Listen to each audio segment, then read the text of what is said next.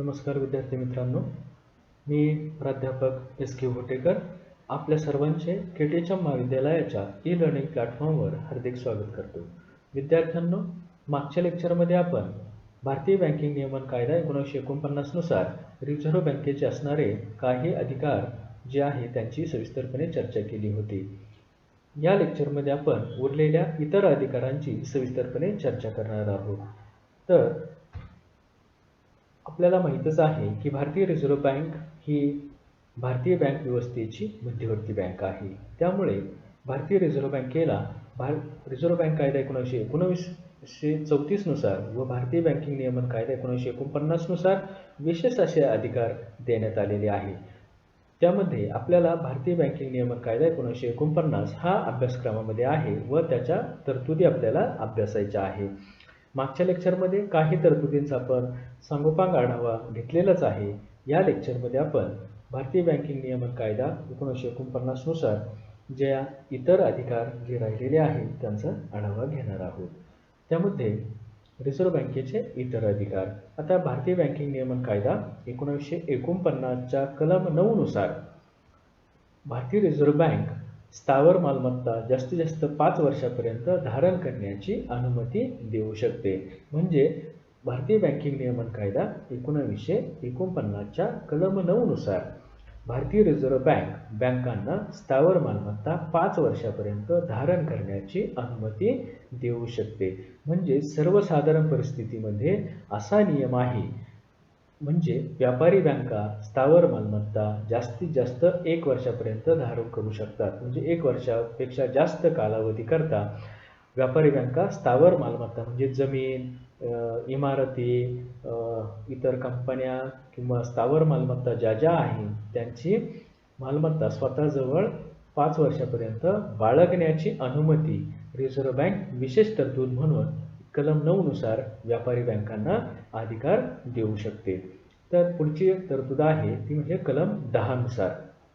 आता भारतीय बँकिंग नियमन कायदा कलम 10 नुसार रिझर्व्ह बँक व्यवस्थापकीय सदस्याची सेवा घेण्याबद्दलचा निर्णय घेऊ शकते. म्हणजे एखादा व्यवस्थापकीय संचालक किंवा व्यवस्थापकीय सदस्य जर बँक व्यवस्थेमध्ये निपुण असेल, अनुभवी असेल व त्याच्याबद्दलचा त्याला म्हणजे बँक व्यवस्थेबद्दलचा अतिशय चांगला किंवा एखाद्या क्षेत्राचा म्हणजे कृषी, उद्योग, सेवा किंवा व्यापार याच्याबद्दलचा अनुभव जर असेल तर त्याची सेवा विशेष बाब म्हणून घेण्याचा किंवा त्याची सेवा पुढे चालू ठेवण्याचा अधिकार हा रिझर्व्ह बँकेला आहे व रिझर्व्ह बँक तसा निर्णय घेऊ शकते. अर्थातच कलम 10 नुसार म्हणजे भारतीय बँकिंग नियमन कायद्याच्या कलम 10 नुसार असा निर्णय रिझर्व्ह बँक विशेष बाब म्हणून घेऊ शकते आणि रिझर्व्ह बँकेला तसा तो अधिकार देण्यात आलेला आहे. नंतर कलम 12 अ नुसार म्हणजे भारतीय बँकिंग नियमन कायद्याच्या कलम 12 अ नुसार संचालक मंडळाची पुनर्रचना करण्याचा रिझर्व्ह बँकेला अधिकार देण्यात आलेला आहे. म्हणजे रिझर्व्ह बँकेला जर वाटलं तर एखाद्या बँकेचं किंवा पूर्ण बँक व्यवस्थेच्या संचालक मंडळाची पुनर्रचना RBI करू शकते. अर्थातच हा अधिकार भारतीय बँकिंग नियमन कायद्याच्या कलम 12 अ नुसार रिझर्व्ह बँकेला देण्यात आलेला आहे. पुढचा अधिकार आहे कलम 12 ब नुसार. कलम 12 ब नुसार रिझर्व्ह बँक संचालक मंडळाची बैठक बोलू शकते व किंवा त्यांची निवडणुका जाहीर करू शकते. म्हणजे कलम 12 ब नुसार भारतीय बँकिंग नियमन कायद्याच्या कलम 12 ब नुसार RBI संचालक बँकांच्या किंवा एखाद्या बँकेच्या संचालक मंडळाची बैठक बोलू शकते व त्यांच्या निवडणुका घोषित करू शकते किंवा त्यांच्या निवडणुका घेऊ शकते. तसा अधिकार भारतीय रिझर्व्ह बँकेला या कलम 12 ब नुसार देण्यात आलेला आहे. कलम 16 नुसारचा असणारा अधिकार म्हणजे भारतीय बँकिंग नियमन कायद्याच्या कलम 16 नुसार रिझर्व्ह बँक सामायिक संचालकांची नोंदणीची मुदत निर्धारित करण्याचा अधिकार आहे किंवा भारतीय रिझर्व्ह बँक त्यांची मुदत निर्धारित करू शकते. म्हणजे संचालक मंडळ जे आहे ते जर सामायिक संचालक मंडळ असेल तर त्यांचा या कलमाने त्यांची मुदत विशिष्ट कालावधीकरता निर्धारित करू शकते. विद्यार्थ्यांनो, हे वेगवेगळे कलम जे आहे त्या कलमांच्या विशेष तरतुदी आपल्याला अभ्यासक्रमाला आहे आणि त्या आपण लक्षातच ठेवायच्या आहे, कारण त्या परीक्षेच्या दृष्टिकोनातून अतिशय महत्त्वाच्या आहे. व बँकिंग नियमन कायदा व बँकेचे खऱ्या अर्थानं कार्य कसं चालतं या सर्व तरतुदीनुसार बँकांचे कार्य चालत असतात आणि म्हणून ह्या तरतुदी अभ्यासणं अतिशय महत्त्वाचं आहे. इतरही खूप तरतुदी आहे किंवा इतर खूप अधिकार दिलेले आहे, ते आपण एक एक अधिकाराचा विचार करणार आहोत. तर त्याच्यामध्ये अजून आहे ते म्हणजे कलम 17 नुसार, म्हणजे भारतीय बँकिंग नियमन कायद्याच्या कलम 17 नुसार राखीव निधीच्या वापराबद्दलची परवानगी RBI देऊ शकते. आपल्याला मागच्या लेक्चरमध्ये आपण बघितलेच आहे की एकूण ठेवींच्या म्हणजे काही प्रमाणात ज्या ठेवी असतात, बचत ठेवी, चालू ठेवी, मुदत ठेवी, या ठेवींच्या काही प्रमाणात बँकांना स्वतःजवळ राखीव निधी ठेवावा लागतो. अनुसूचित बँकांना रिझर्व्ह बँकेकडे ठेवावा लागतो व बिगर अनुसूचित बँकांना स्वतःजवळ ठेवावा लागतो. मग हा राखीव निधी बँकांना दैनंदिन व्यवहारामध्ये वापरता येत नाही, तो कायम स्वरूपाचा ठेवावा लागतो. परंतु भारतीय बँकिंग नियमन कायद्याच्या कलम 17 नुसार अशी तरतूद देण्यात आलेली आहे किंवा रिझर्व्ह बँकेला असा विशेष अधिकार देण्यात आलेला आहे की रिझर्व्ह बँक या राखीव निधीचा वापराची परवानगी एखाद्या बँकेला देऊ शकते. हाही एक महत्त्वाचा अधिकार भारतीय रिझर्व्ह बँकेला देण्यात आलेला आहे. पुढची तरतूद आहे ती म्हणजे किंवा पुढचे कलम आहे ते म्हणजे कलम 19, म्हणजे अर्थातच भारतीय बँकिंग नियमन कायद्याचं कलम 19 नुसार रिझर्व्ह बँक एखाद्या बँकेला उपकंपनी काढण्याची परवानगी देऊ शकते. विद्यार्थ्यांनो, इथे लक्षात घ्या की कोणत्याही बँकेला किंवा बँक व्यवसाय करणाऱ्या व्यवसाय संस्थेला उपकंपनी स्थापन करता येत नाही किंवा इतर दुसऱ्या उद्योगात सहभागी होता येत नाही. परंतु विशेष बाब म्हणून बँकिंग नियमन कायद्याच्या कलम 19 नुसार रिझर्व्ह बँकेला जर आवश्यक वाटलं तर एखाद्या बँकेला ती उपकंपनी काढण्याची परवानगी सुद्धा देऊ शकते.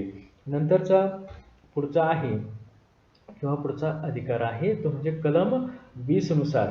कलम 20 नुसार बँकांना कर्ज परतफेडीची मुदत वाढवून देऊ शकते. म्हणजे अर्थातच बँकिंग नियमन कायदा 1949च्या कलम 20 नुसार RBI अर्थातच रिझर्व्ह बँक ऑफ इंडिया बँकांना कर्ज परतफेडीची मुदत वाढवून देऊ शकते. म्हणजे कर्ज जर परतफेड करायचं असेल एक विशिष्ट कालावधी असतो आणि त्या कालावधीतच बँकांनी कर्ज परतफेड करणे गरजेचं असतं, तसं बंधनकारक असतं. परंतु रिझर्व्ह बँकेला आवश्यकता वाटल्यास अशी मुदत रिझर्व्ह बँक व्यापारी बँकांना वाढवून देऊ शकते. त्यामध्ये कलम 20 नुसार ह्या तरतुदी देण्यात आलेल्या आहे. पुढचे आहे ते म्हणजे कलम 21 नुसार असणाऱ्या तरतुदी किंवा भारतीय बँकिंग नियमन कायद्याच्या कलम 21 नुसार असणारा रिझर्व्ह बँकेचा अधिकार. त्याच्यामध्ये अग्रिमे नियंत्रित करण्याचा अधिकार RBIला देण्यात आलेला आहे. अग्रिमे म्हणजे आपण मागच्या लेक्चरला अभ्यासला आहे की अग्रिमे म्हणजे कमी कालावधीचं कर्ज, म्हणजे साधारणतः 1 वर्षाच्या आतील किंवा 1 वर्ष मुदतीपेक्षा कमी मुदतीचं जे कर्ज असतं त्याला आपण अग्रिमे असं म्हणतो बँक व्यवसायाच्या भाषेमध्ये. तर ह्या अग्रिमे नियंत्रित करण्याचा अधिकार भारतीय बँकिंग नियमन कायद्याच्या कलम 21 नुसार रिझर्व्ह बँकेला देण्यात आलेला आहे.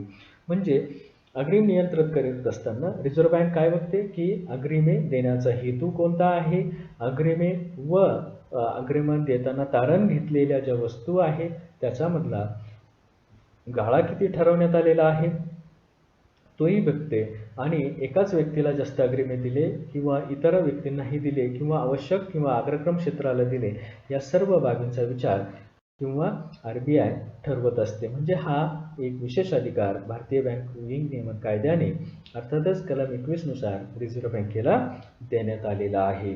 नंतर पुढे आहे तो म्हणजे कलम 23 नुसार असणारा अधिकार.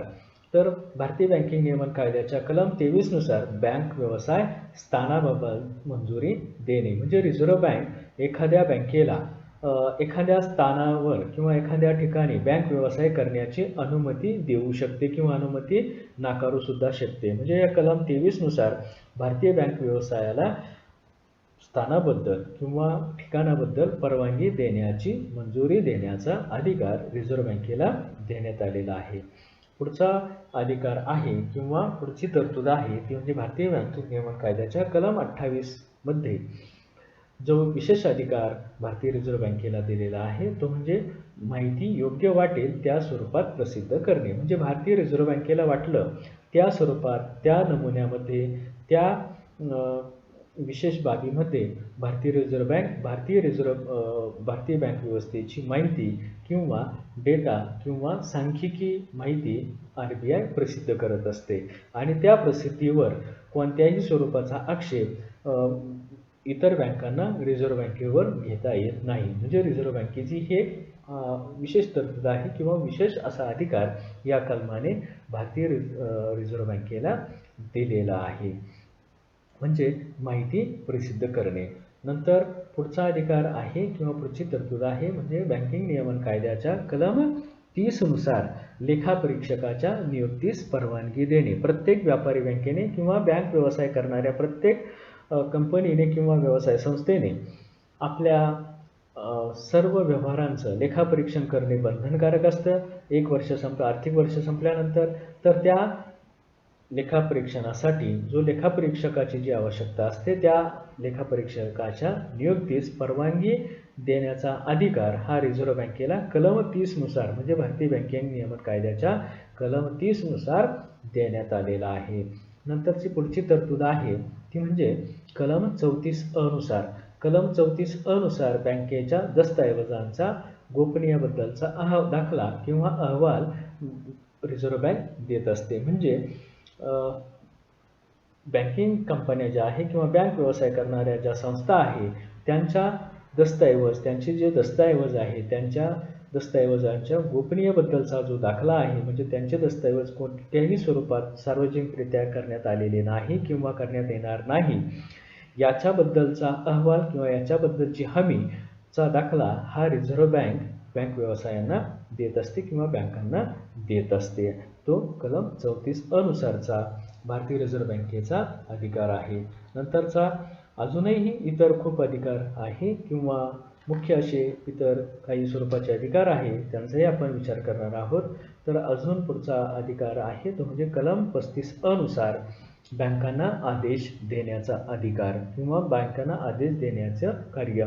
तर भारतीय रिझर्व्ह बँक व्यवसायाला सतत असे बँक व्यवसायाबद्दलचे आदेश निर्गमित करत असते किंवा देत असते. आता सध्याच्या कोविड-19च्या परिस्थितीमध्ये सर्व अर्थव्यवस्थेवर विपरीत परिणाम झालेला आहे. त्याच्यामुळे भारतीय रिझर्व्ह बँकेने CRR, SLR, बँक दर याच्यामध्ये मोठ्या स्वरूपाची कपात केलेली आहे आणि त्यानुसार बँकांनी आपल्या व्याजदरामध्ये चढउतार किंवा कमी जास्तपणा घडून आणायचा असतो किंवा कमी करायचं असतं. तर तेव्हा बँकांनी सुद्धा तसा निर्णय घेणे अपेक्षित असतं आणि तसा निर्णय जर घेतला नाही तर बँकांना तसा आदेशच रिझर्व्ह बँक देत असते आणि तो आदेश या सर्व बँकांवर बंधनकारक असतो. त्याच्यावर कोणत्याही स्वरूपाचा आक्षेप घेता येत नाही.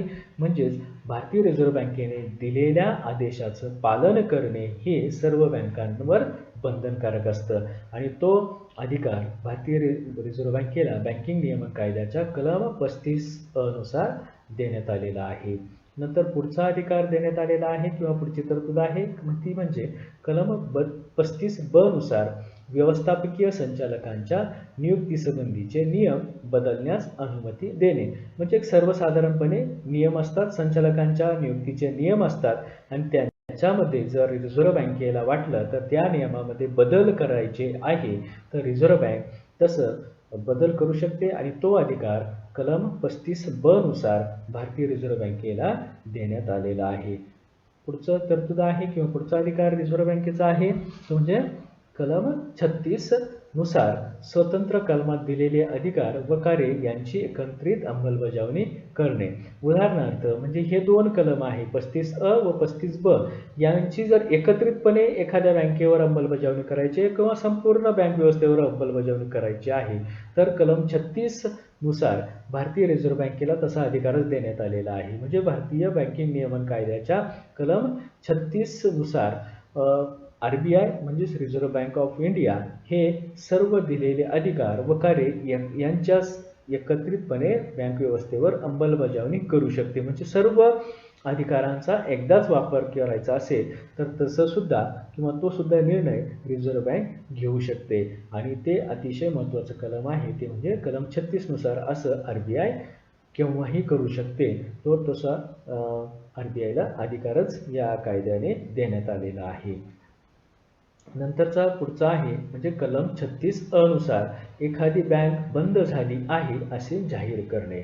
म्हणजे भारतीय बँकिंग नियमन कायद्याच्या कलम 36 नुसार भारतीय रिझर्व्ह बँक एखादी बँक आता बँक व्यवसाय करत नाही किंवा बँकिंग क्षेत्रामध्ये आपलं स्थान तिने गमावलेलं आहे किंवा आता तिने व्यवहार करणे बंद केलेलं आहे असा जाहीर आदेश काढू शकते किंवा तसं जाहीर प्रकटनच RBI करू शकते. ते कलम 36 नुसार. म्हणजे एखादी बँक म्हणजे उदाहरणार्थ कोणतीही एक स्वरूपाची जी बँक असेल तिने जर तो बँक व्यवसाय बुडाला तर तसा आदेश किंवा तसा जाहीर निर्णय RBI जाहीर करू शकते की ही बँक आजपासून बँक व्यवसायामध्ये कार्यरत असणार नाही असं जाहीर प्रकटन RBI करू शकते. ते कलम 36 नुसार.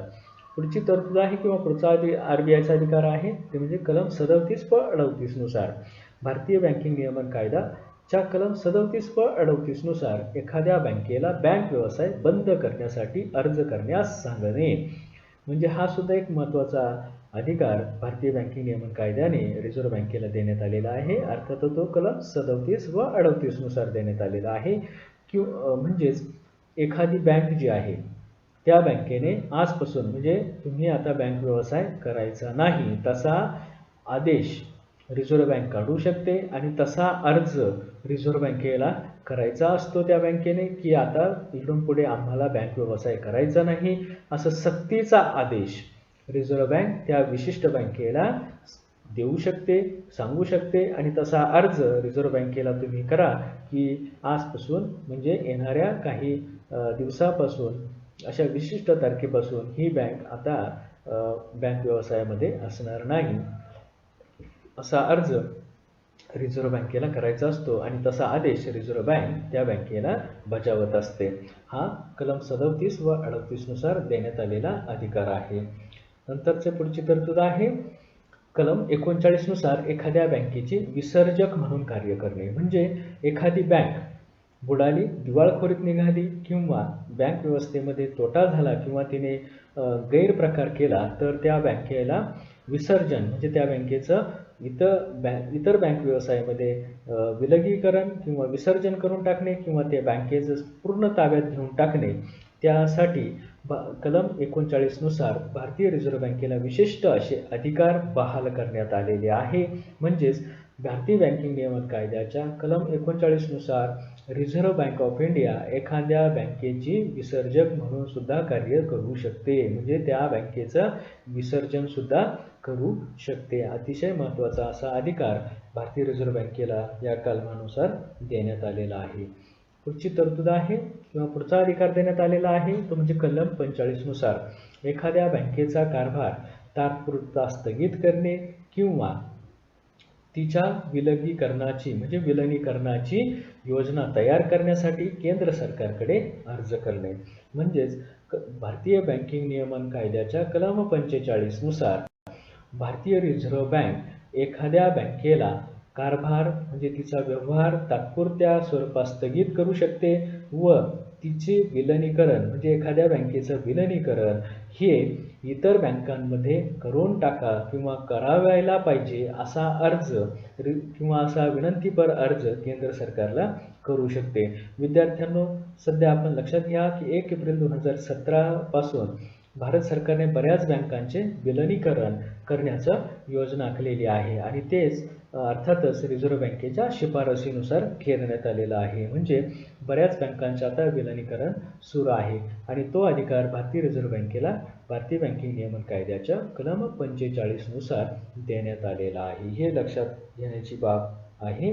नंतर पुढचं आहे ते म्हणजे कलम 47 नुसार नियमबाह्य वर्तन जर एखाद्या बँकेने केलेलं असेल तर त्याला दंड करणे किंवा त्या चुकीला किंवा त्या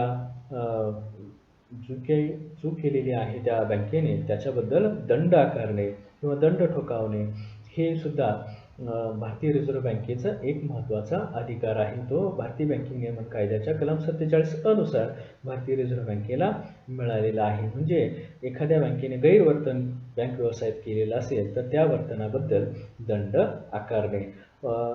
उदाहरणादाखल भारतीय रिझर्व्ह बँकेने बँक ऑफ बडोदा, SBI यांना मागच्या काही वर्षामध्ये बऱ्याच प्रमाणात गैरप्रकाराबद्दल किंवा नियमांचा पालन न केल्यामुळे बऱ्याच प्रमाणात दंड आकारला होता.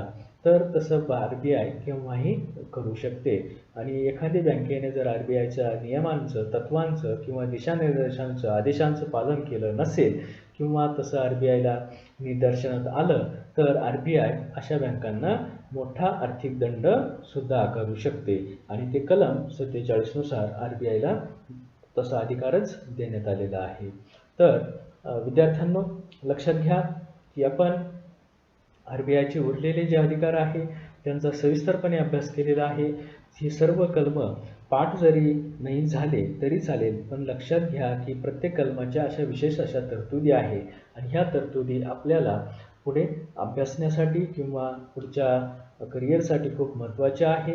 परंतु विद्यापीठाच्या म्हणजे TY-BCom या वर्गाच्या विद्यापीठाच्या एक्झाममध्ये, विद्यापीठ परीक्षेमध्ये अतिशय महत्त्वाचे आहे आणि विद्यापीठाच्या परीक्षेमध्ये बऱ्याच वेळेला ह्या प्रश्नांचं रिपिटेशन किंवा ह्या प्रश्नाची पुनरावृत्ती बऱ्याच वेळा झालेली आहे. तो म्हणजे बँकिंग नियमन कायदा 1949 नुसार भारतीय रिझर्व्ह बँकेचे अधिकार स्पष्ट करा. ह्या प्रश्नाची बऱ्याच वेळा पुनरावृत्ती झालेली आहे. पुन्हा याही वर्षी हा प्रश्न आपल्याला ब्रॉड क्वेश्चन म्हणून येण्याची शक्यता आहे. म्हणून विद्यार्थ्यांनो, आता आपण भारतीय रिझर्व्ह बँकेचे अधिकार लेक्चर भाग 1 व भाग 2 यामध्ये जे जे अधिकार आपण रिझर्व्ह बँकेचे बघितले आहे त्या अधिकारांचा या व्हिडिओच्या माध्यमातून सविस्तरपणे अभ्यास करायचा आहे व बँकिंग नियमन कायदा 1949 नुसार भारतीय रिझर्व्ह बँकेचे अधिकार स्पष्ट करा या प्रश्नाचे उत्तर अतिशय सविस्तरपणे लिहिण्याचा सराव करायचा आहे. Thank you very much.